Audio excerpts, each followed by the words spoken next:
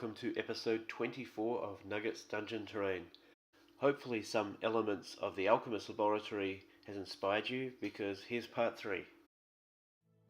With one mind on the upcoming sewer tiles that I want to build, I had an idea to build an overhead gantry with some kind of acidic pool underneath.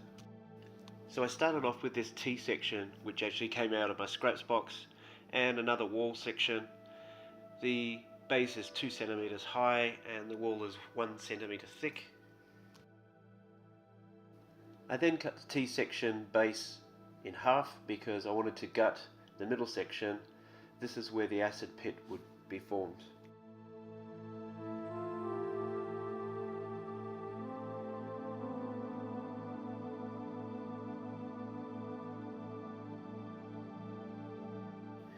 Once I established that this is exactly how I wanted it to fit, I cut a double end point on a couple of toothpicks and used them to rejoin the base. I wasn't necessarily going to fill the pool with resin, but I did still want each end to have a solid piece, so here I'm filling it. I did this so that when other tiles are added to the ends, it wouldn't suddenly look like the pool would end without anything actually stopping it.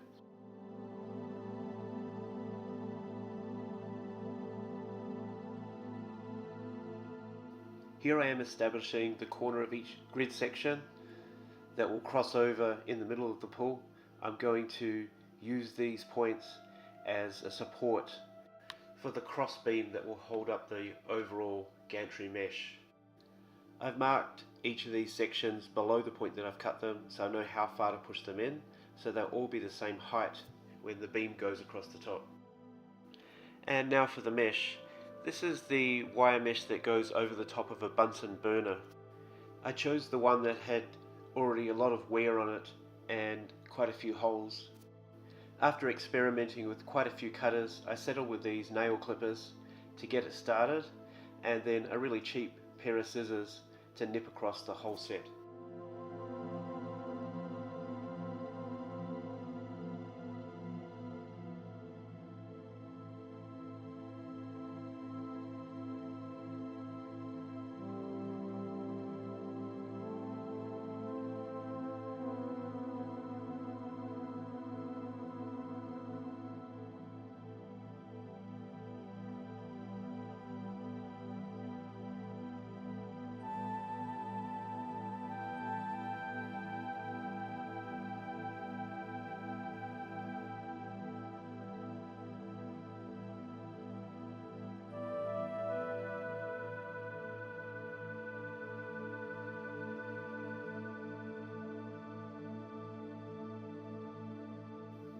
For the alcove that I wanted to put into the wall, I decided instead of using some kind of hot wire melting tool, I would just use this rounded Sculpey tool.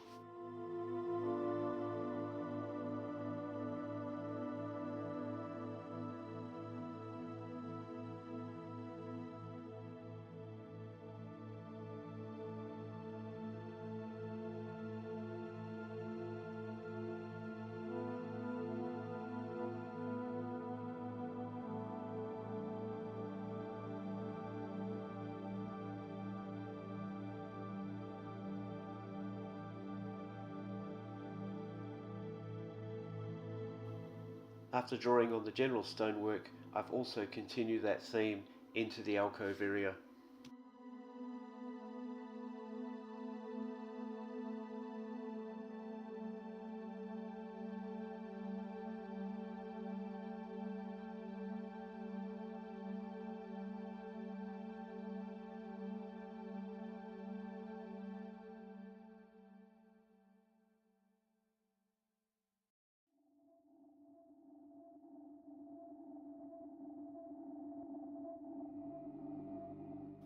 In the alcove I'm going to place a pipe system, and I want to make it look like it's using the acid as some kind of energy to illuminate a light on one end.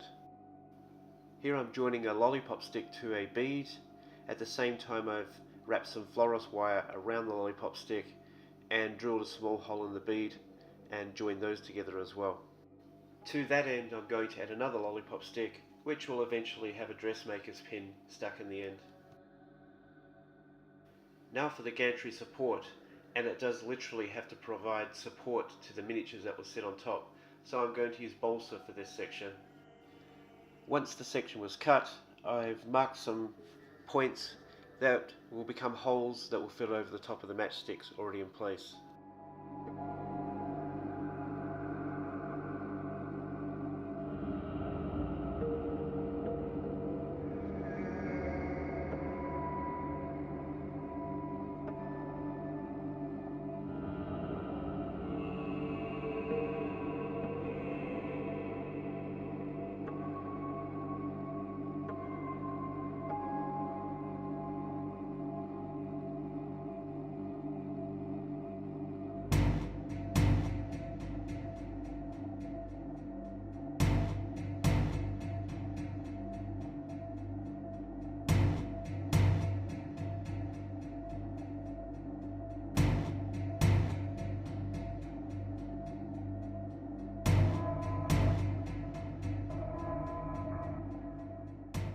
Now to apply some modelling paste to the base, where you can see I've already stuck on some bubbles. Hopefully you can make out where the arrows are pointing that I swirled around some of the objects, including the pillars and the large bubbles, to make it look like the acid pool was moving. And now we're going to jump forward in time, having done all of the painting rounds. Here's a look at the final item.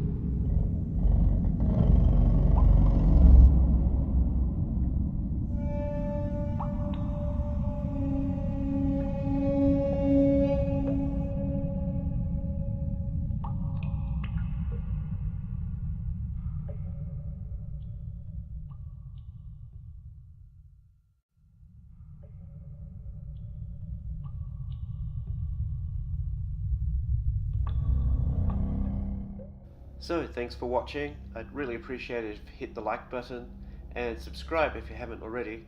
There's a couple of really cool other additions to this project coming up in the next 2 videos.